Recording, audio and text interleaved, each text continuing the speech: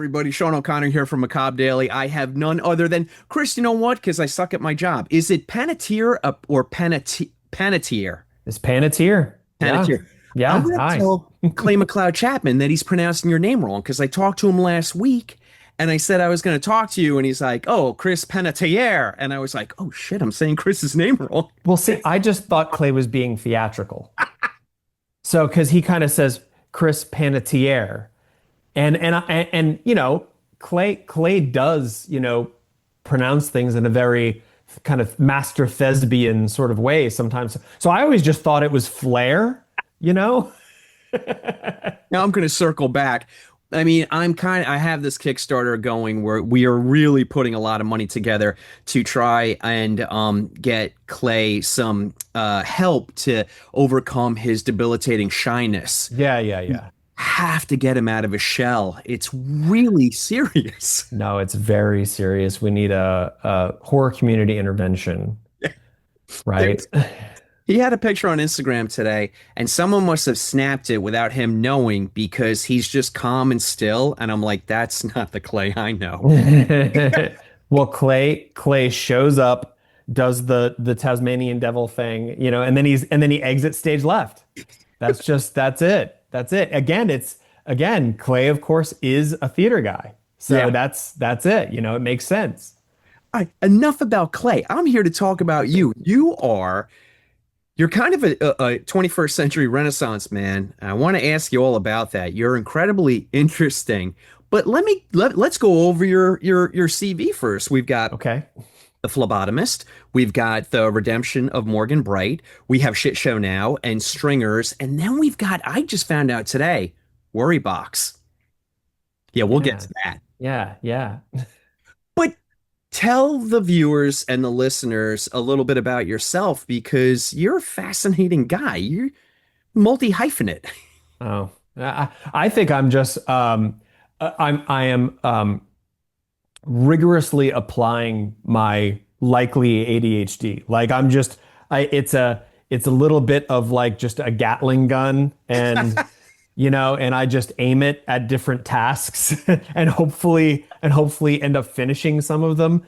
But I heard Gemma Amor, who's a very good friend of mine, she described ADHD as not a deficit of attention, but a surplus of focus. And I'm like, well, if that's what it is, that's what I have. Because surplus of focus means, well, I'm going to apply it to a bunch of things. And yes, I might jump around a bit, but I finish what I start. It just might be after I do 10 other things. So yeah, I mean, I have a bit of a circuitous path to writing. Most of the time when I listen to podcasts and I hear authors and writers talk, it's, I knew when I was 6 or 7, I was going to be a writer. I did not. I mostly cheated on every writing project I could.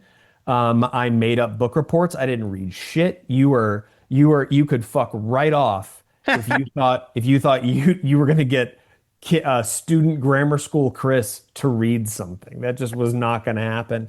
Oh, the irony. See, I know. So it happened late in life. I was in my late 30s when I just kind of there's no lore to this. There's no psychological reason I can find why I did it, but one day I just said I'm going to be a writer. But Chris, come on. It had to have been something, right? You're an author now. Well, I mean, the genesis was just very brief. I went and saw the movie Interstellar. I was like, people should write books about outer space. Do they even do that? And so I was like, I'm gonna write a book about outer space. I Googled where the comma goes in dialogue, and I started writing. But just like everything else I do, I did it every day. Like I dove completely in, which is the only way I think that I was going to be able to get my craft to where it needed to be to actually get published. Because I hadn't been writing. I didn't have a lifetime of journals and stories and all of that like so many other writers. And of course, that means that currently I suffer from very deep imposter syndrome because I look around at everybody else and I'm like, you guys were born to do this. And the passion came to me later But when I started doing it, it was like every day thousands of words. Yeah. And that was 10 years ago, a little more than 10 years ago now. And it's been the same every day. It's Wow. several hundred to a couple thousand words every day. I mean, yeah, because I mean, you're just churning them out, but they're good. They're good. Thank you. You know, Thanks. we'll look, I promise you we'll talk about shit show in a moment, but yeah, I'm kind of fascinated about the trajectory of your career because it's it's exactly what you said. You kind of started in your late 30s and then bam, bam, bam, you're just producing this work, but it's it resonates. It's not like, oh, okay, this is an author that their first six novels are a little less than, and then they really found their groove Yeah. in the late 70s, and now they're Right, right, is right. working. You're just hitting it out of the gate. I don't want to jinx anything. That's fine. I think you're going to have a very long, storied career, and I cannot wait for your future works. Again, I promise I want to finish with Worry Box because once I found out about that today, I was like, son of a bitch, how did I not know about that? But let's talk a little bit about, do you still practice law?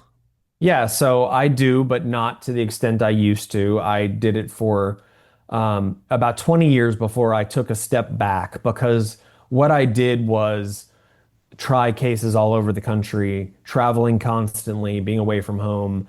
And it was great for a long time. I really loved it. And I still do love being in the courtroom, but the trade-off is too much. It's too much now. It's too much for my own mental health and my relationship with my family. So I took a major step back in every way you can imagine. I still am at my firm. I'm mostly sort of mentor the younger lawyers, but I'm not really trying cases. I would do it again if truly the right case came along that really engaged me. But mostly the idea of leaving on a Sunday to then go stay in a hotel gives me just like makes my shoulders fly up past my ears. I just and it's been about 5 years since I tried my last case, and like I'm still as burnt out. Like I'm very much done with that, I think.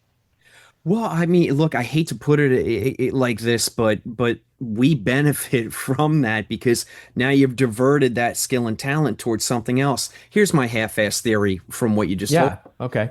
It just seems like you spent those 20 years and you canvassed the country. You're like a journeyman.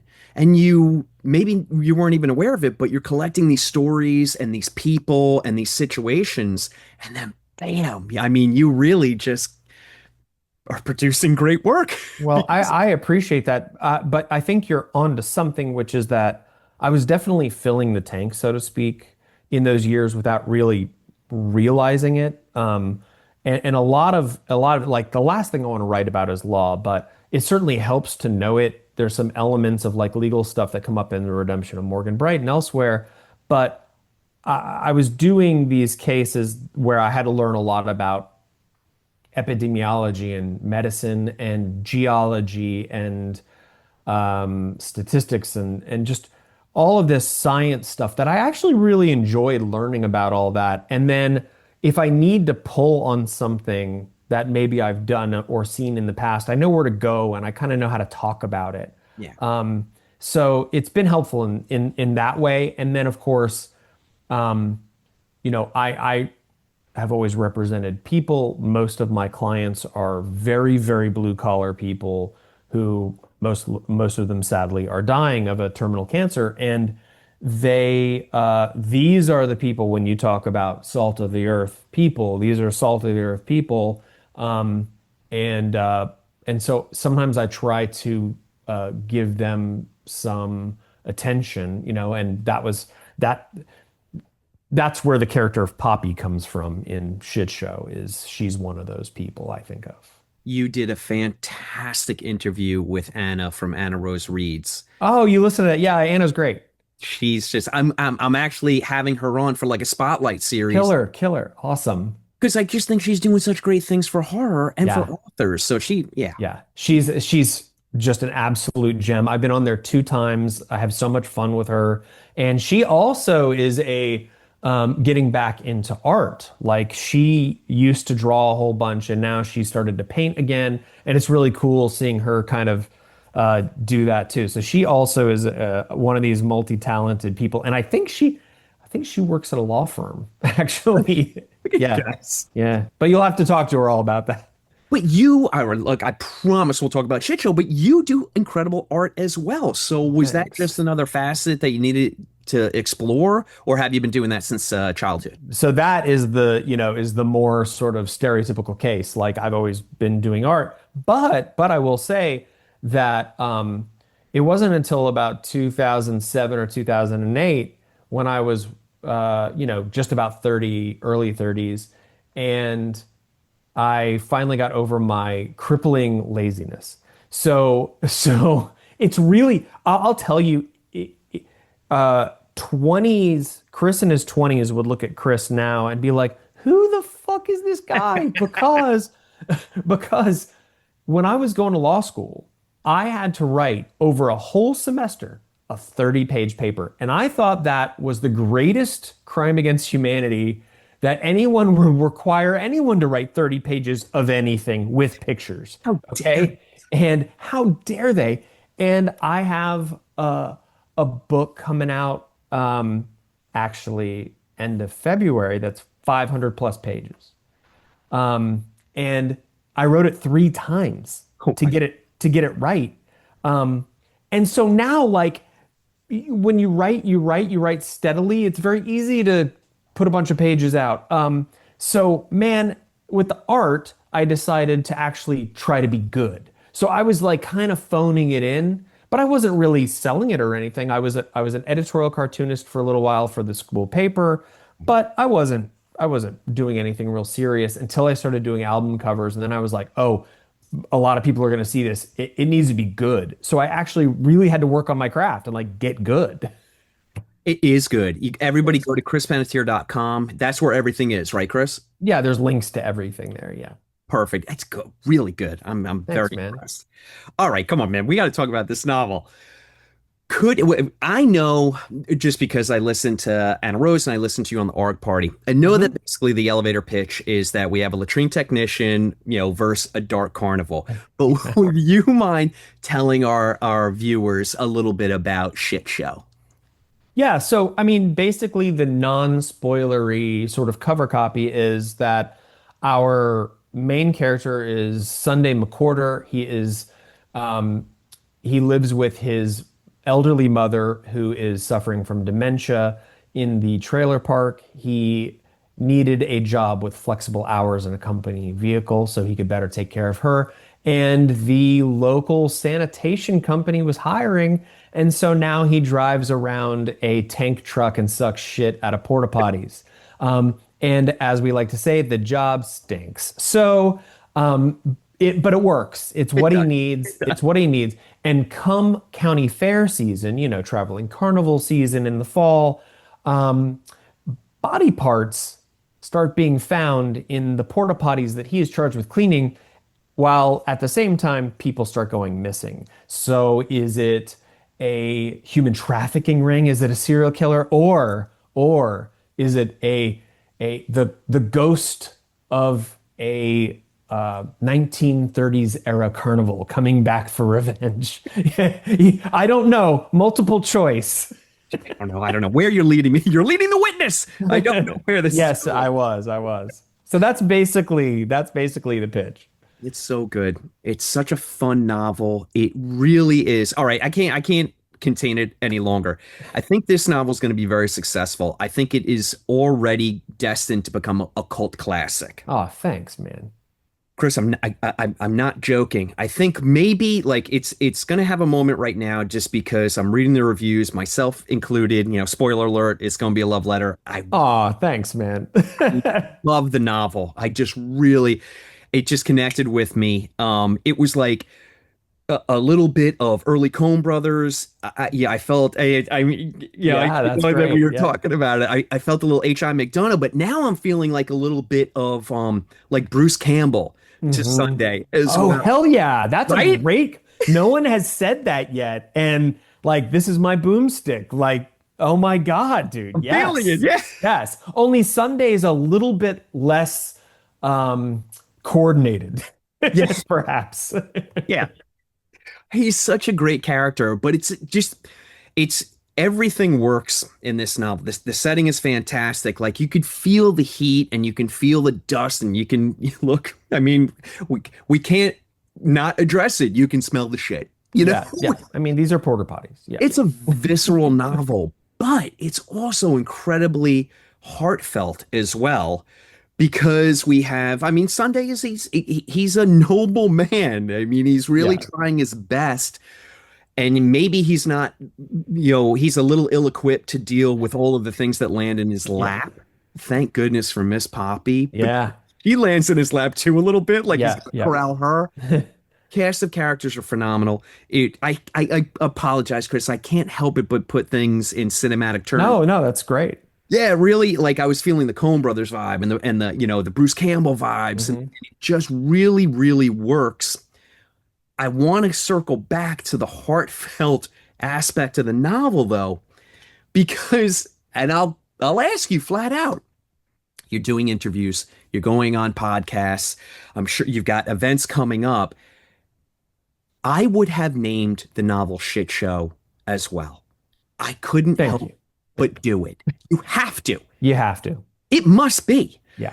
But is it now a challenge to do interviews and podcasts and all, the events and kind of get off of the, like, yeah, it's called Shitshow and it's like, it's fun and it's Hmm. great and it's an adventure and it's thrilling and chilling. But then, you're like, but there are deeper Yeah. levels to this novel. Is it a bit of a challenge at that point? Oh, that is it that you just cracked the box open on that one. So I'm going to give you a quick backstory Okay. because so my second novel, Stringers, is it's a sci-fi found family space opera, okay? But the main character, and I am answering your question here, it's just No. but this is the way to answer it. The main character, it's a humorous sci-fi adventure, okay? It's two stoners get abducted, okay, is the pitch, which I didn't come up with until 2 years after the book was out, which I should have been saying all along. But the main character has these intrusive thoughts that he doesn't know where they're coming from, but they are facts. So it's not like intrusive thoughts like worries, which when we talk about worry box, we'll get there. But these are intrusive thoughts. These are actual facts, but he doesn't know why he knows them, right? And one of the categories of facts he knows is about insects fucking. He can tell you anything about any insects and how they fuck, okay? Why earwigs have two dicks. They literally have two dicks. They have a stunt dick in case one gets broken, right? Seems unfair. Right. So seeing as the book had that in it, when the book was coming out, it was all I was talking about. And what happened was this book is about friendship. It's about the nature of consciousness, the universe. There's a lot of actually really, I think, really fascinating kind of hard sci-fi in it, where I really worked to create a new faster than light system. Like I did a lot of work in that book, but what I did is I undersold it because all I talked about was jokey, jokey, jokey. Chris, joke, joke, joke, joke. Because that's kind of my mean that I return to. Okay. So coming into Shitshow, I was like, okay, someone is going to write a book called Shitshow. It has to be me. I got to do it. And I got the idea from looking at a porta potty and going, a portal potty, right? So, okay, it's going to be a funny book. But I think that books that are just a laugh a minute can give you kind of a hollow feeling when you're done with them, if that's all it is. Yeah, I agree. And so I knew it needed to have a real grounded heart to it. And I wanted people to really feel this story. It's one of the few things I've written where even as I was editing the very end, I actually like choked up a bit. And yeah, and So I have tried to make it a point, and I haven't had to do it as much because really everyone who is talking about it and reviewing it and um, leaving reviews or doing video reviews and stuff, they're all talking about, wow, I didn't expect this book with, a porta potty on the cover and called Shitshow to really whack me in the heart as much as it did. So I always am trying to center this on, hey, this is about this relationship between this adult man who's in his early 50s and his mother. And it's about the inevitability and of what is happening to her and how they're both coping with it and how the way that they choose to cope with it might actually be in conflict with each other somewhat, you know? But I've been lucky so far. People who are talking about it are talking about the center emotional heart of this book. And so I think it will get out, but anyone who's just going to look at the cover, maybe they go pass if they're like, okay. But I don't think you'll ever see a more glamorous, cool looking porta potty on the cover of a Love book. it. I Right? love it. That's why I think that this novel is destined for cult status because it's those books that you look at the cover or you read the title and you immediately pigeonhole it. That's what this book is without even picking Right. it up. And then it's like one of those books that gets passed around and oh no man, you got to read this. You got to read this. Wait until you get to chapter 13. Wait till you get Yeah. to, and it's going to find that. Now, look, Chris, no lie. I hope that everything happens for the book immediately right now. But Yeah. I think we got that in our back pocket. Like how I said like I'm Yeah, yeah. No, no. We are now team. You're on PR, you've got marketing locked down. No, and I do have to tell you, the couple of edits you made for this that you like sent out on Instagram fucking blew my socks off, man. really? Oh, you made my night. They did, and they're man. I mean, that was very cool. And again, that's what I'm talking about. There seems to be an enthusiasm for just the joy of this book. It's got some weighty stuff, but overall, this is supposed to be a joyous book. You And know? I appreciate that. We need that Yeah, right now. You and I follow each other on threads. yeah. We can definitely get into politics. I don't give a shit. We can talk Hmm. anything you want to talk about. But I appreciate this book for the moment that I was able to relieve a little bit of steam reading this book, and I thank you for Yeah. Oh, you bet. Yeah. yeah, It all right. is. It is. I mean, we are in a shit show, and this is the book for our times. Yup. Yup. Uh, okay. I hope you're gonna be pleased with the review, which will come out on Monday, by the way, because the core of it is exactly what we're talking about. This is fun. This is an energetic, fun novel, but it has got things to say, deep things to say, and beautiful things to say about people that have dementia Hmm. and are basically holding on to their memories like holding on to sand and it's escaping and they'll do anything to hold on to as many grains as possible and the way you encapsulate that but also show it in a true light but also give Regina agency and I don't it's spoiler free. I don't Yeah, spoil yeah, yeah. No, we're good. We're good. just to let the reader know that it is probably the the part of the novel that resonates the strongest, at least it did for me. Hmm. And then, man, then you write that epilogue, you son of a. And I was out. It's just up. But again, I can feel myself getting into spoiler territory, so I'm just gonna leave it there. Oh, that's awesome. That's awesome, man. We gotta buy this novel, man. Okay. Thanks, man. That's awesome. That's awesome. I'm glad that the emotional heart of the story resonated. Oh, I really am. friggin' wrecked me. Okay. I heard the story about you riding your bike, you see the porta potty, and it clicks portal potty, and then Yeah. you have that acorn. Hmm. Get that, and that's fantastic. But what I don't know is how did you end up with a dark carnival? Okay, yeah, great question. So, instantly I started going, okay, portal potty. I was like, this sounds like a novella. And this book is just over novella length. It's a short novel, you know. You could do this in an afternoon, but I was like, all right, portal potty. So we're gonna move from one place to another via porta potty. That is a funny premise. And so how can I tie, where can I find a bunch of porta potties? And in a setting, this is going to be a horror. I know I'm going to write a horror novel, not a sci-fi. So I know it's going to be horror. And I'm like, pretty quickly I gravitated. I thought concerts. I thought I did the one, I will say, little seed that remains of one of my original ideas is I did make Sunday sort of a old guy metalhead, Okay. and I did think about maybe doing porta potties at like metal concerts and maybe making this a sort of more music based I could see book. that working Right. too. And that could work too, right? You could have a, an evil band being resurrected. You could have done this in a number of ways.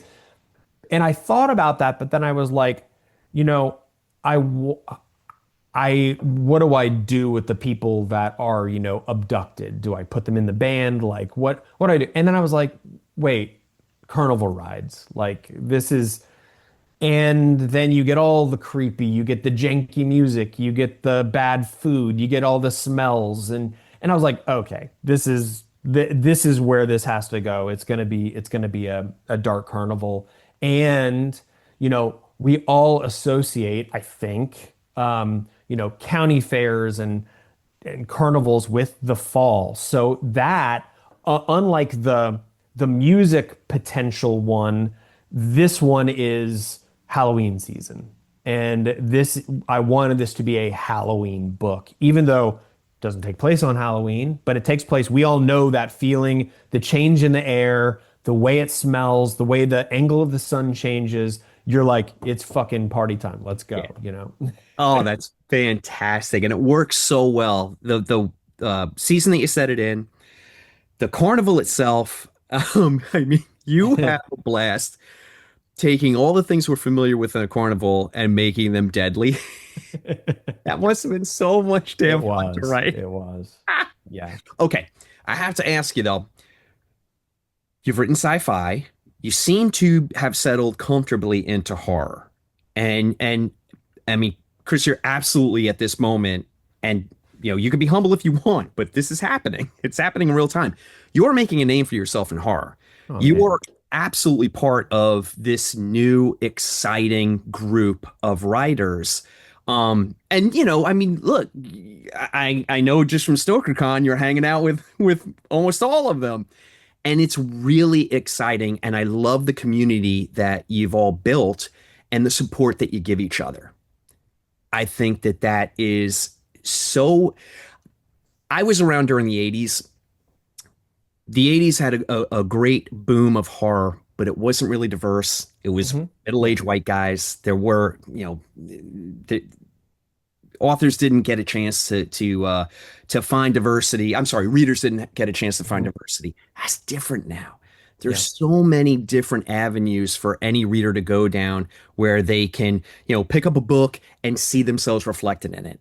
So I went on an incredible tangent, but That's what it's about. It's all I good. wanted to let you know that this is actually happening in real time, and you are definitely part of it. But now that you are kind of known for horror, do you feel that that boxes you in, or are you just comfortably here to stay and let's keep going? Well, I've always let the idea govern where I go. So I really like horror because I think horror, and of course, we could say what we want to say about genre, but and categories and all of that. But horror is, I think one of the two. genres that is the name of an emotion, right? You have horror and romance. Is romance an emotion? I'm going to say it is. I'm Close going to enough. say it is. I'm going to say it is for our conversation. Um, and I really love exploring human nature. I love putting human beings into seemingly impossible situations where the only way is forward. So how do you move forward? What choices do these people make? And that to me is unceasingly interesting.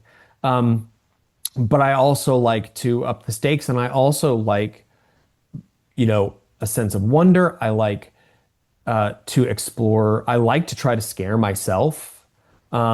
There are some scenes like obviously we have the carnival. We have some nice gore. I think we have some tasteful gore Yeah. in this. But for me, the scenes that and I won't like spoil it, but for me, the scenes that were the most haunting were the ones once Regina has crossed over, and it's the ones of her.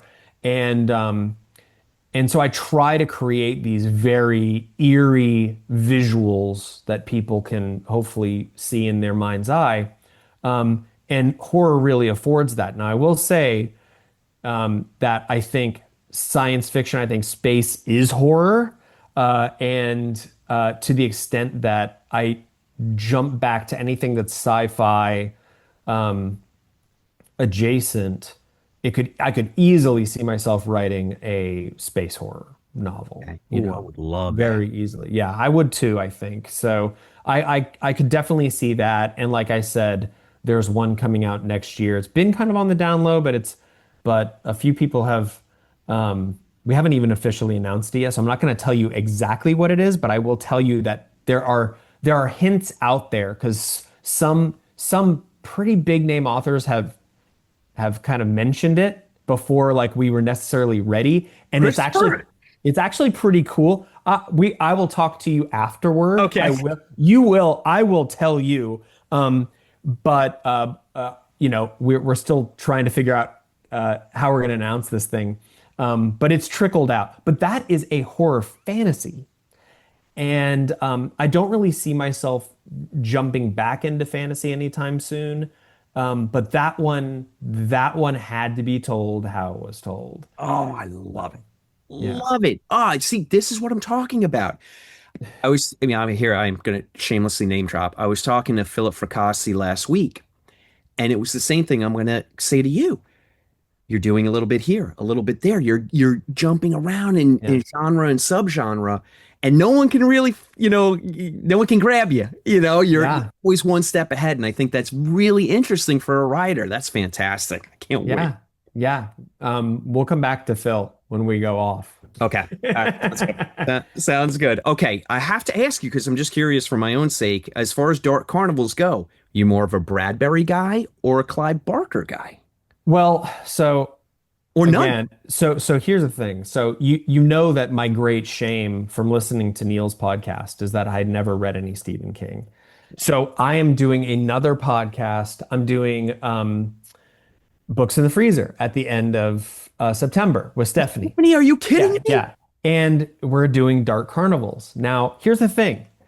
Just because I wrote a Dark Carnival doesn't mean that I've read a bunch of Dark Carnivals. That's fair. So I have to recommend 4 books. So I am binging those for that episode. One of them is going to be Something Wicked This Way Comes, which I have not read or seen the movie. So I'm going to kill 2 birds with one stone. I'm going to read both the book and watch the movie.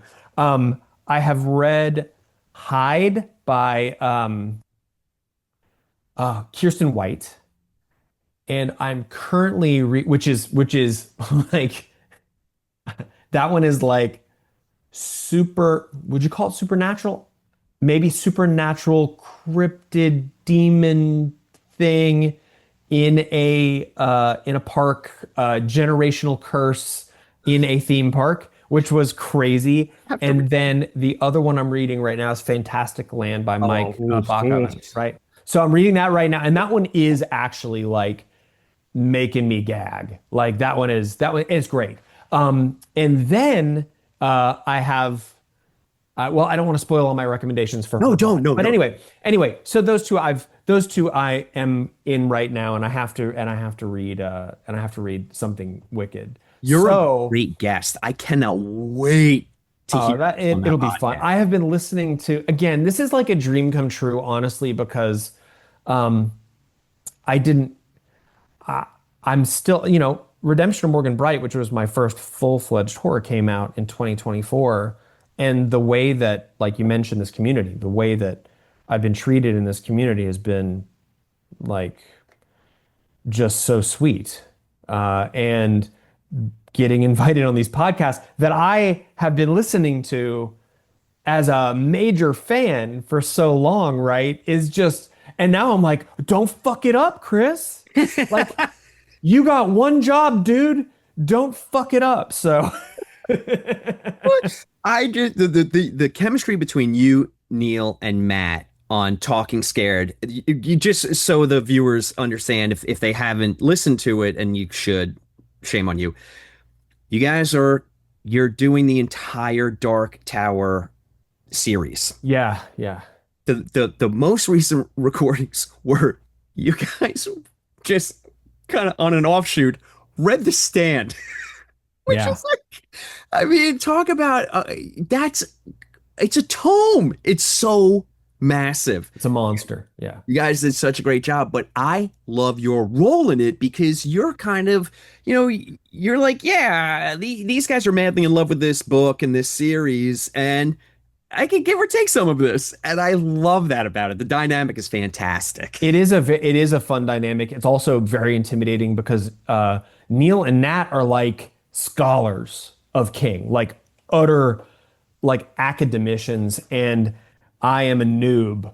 And they'll throw stuff at me like the big reveal, which I won't say here for anyone who hasn't read it yet, but there's a big tie-in The Stand to the Dark Tower, and I fucking missed it. And when Neil brought it up, he goes, "Did you?" And I was like, "Oh my God, it was that, wasn't it?" And he's like, "Yep." And I was like, "How did I miss this? This is unbelievable." But those moments are a whole lot of fun, you Wait, know? and look, I heard the moment, I heard it in your voice, and Yeah. I was ready to defend you because I'm like, you're reading hundreds of books a day to just absorb all this stuff. Yeah. My favorite moment of the entire recording so far is when uh Nat was mad at you because you wanted to burn Glenn Bateman at the stake. Yeah. And he goes for the crime of wearing a hat. And I must have laughed for 20 minutes straight. I really do love Yeah. the camaraderie that you guys have. Can I quickly tell you my Yeah. favorite, my personal Neil McRoberts story? Yeah, go for it. I hope you get a kick out of this. My former podcast, he came on and we did the movie. I think it was Atarados, which is this crazy, scary haunted house movie. And we're talking about it. It's Neil. You have a great Yeah. time. Yeah.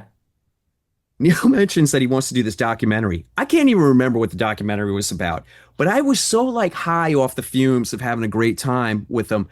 The the podcast ends. I email Neil and I'm like, dude, I was always thinking about doing a documentary too. We should do one together. Yeah. Definitely do Yeah. it together. And in his sweet, I only know you for 45 minutes way, he was like, I'm not quite there just yet. I'll Yeah. get back to you. Yeah. Yeah.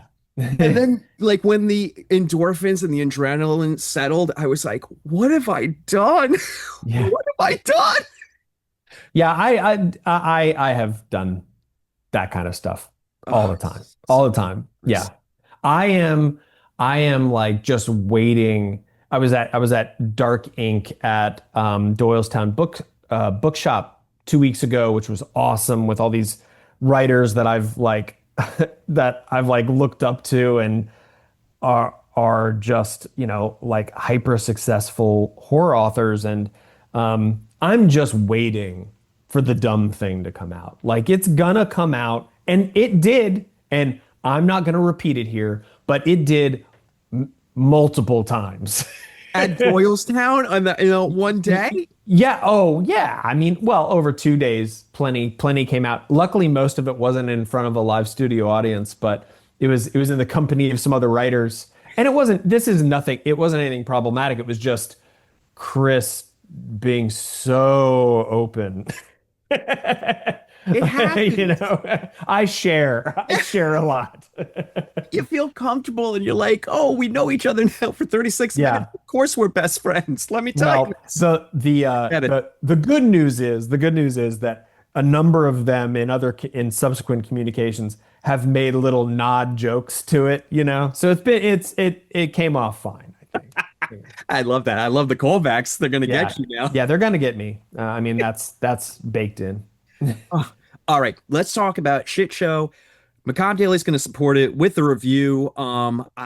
We will make sure that we just keep putting them in the socials. Would you do me a favor? Yeah, Would you send me whatever events you have coming up, and I'll yeah. make sure that we put it on our socials and we get it out there.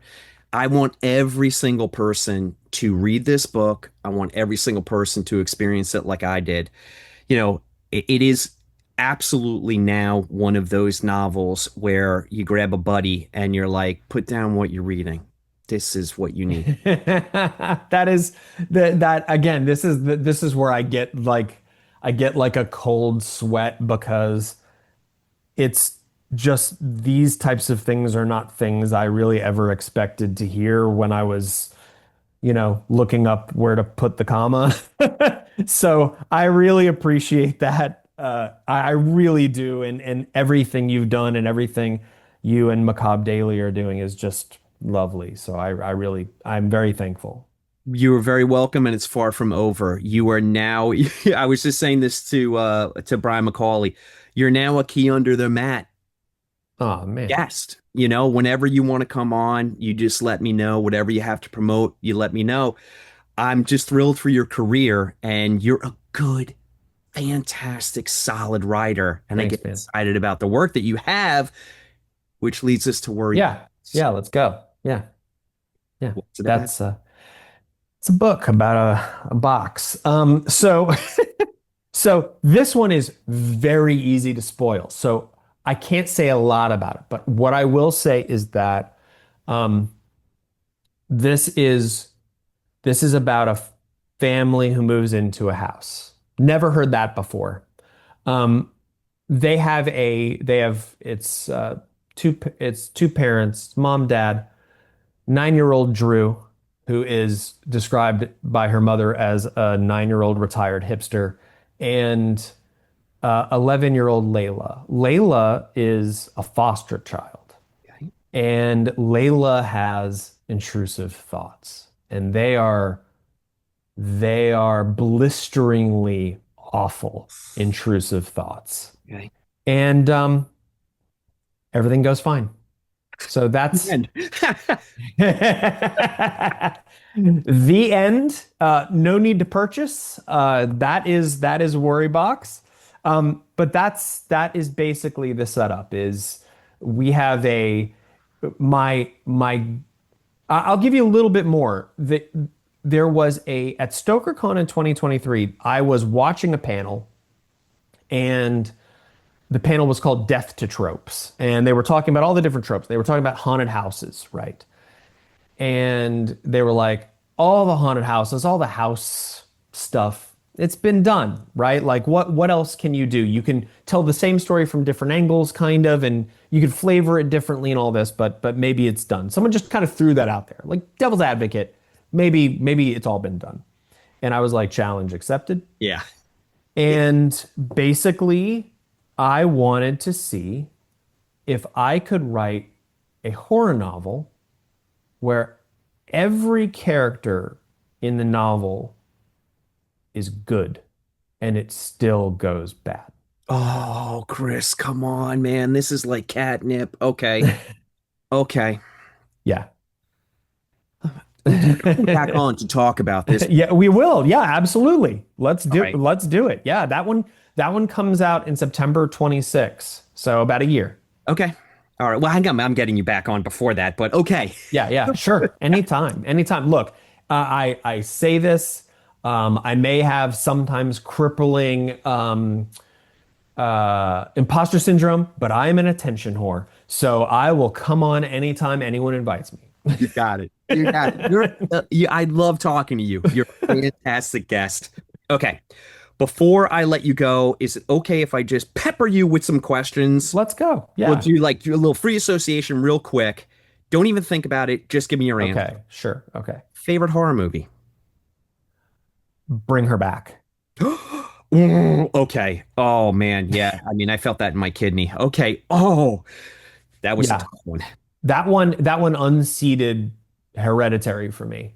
Um, Bring Her Back was the realest shit I have seen in a long time. Yeah, that was yeah, yeah. I don't even know if I can talk about it yet. Yep, yep, yeah. Favorite horror novel? Oh God. First of all, I'm a gerbil, okay? So I forget 99% of what I read. I'm just gonna say The Last House on Needless Street. Oh, it's a great one. Okay. Yeah. All right.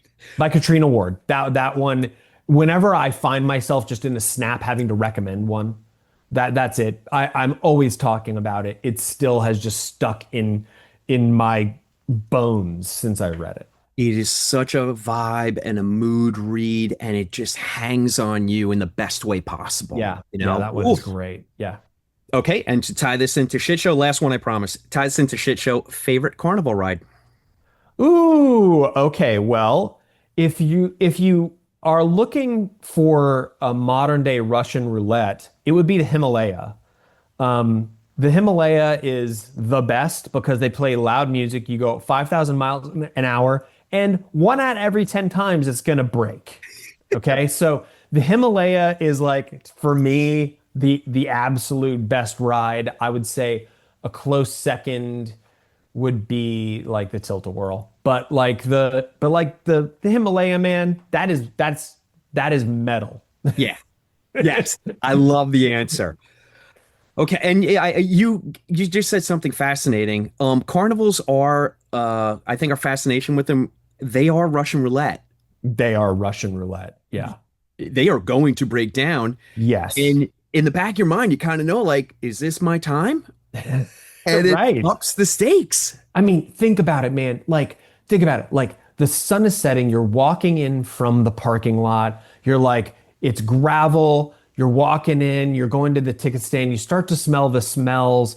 You hear maybe a strange vibration coming from the first ride you walk by, and you're like, not going over there. Not that one. And it's just, and you're like, hey guys, maybe we make it out of tonight. Maybe we don't. That's what I love about carnivals.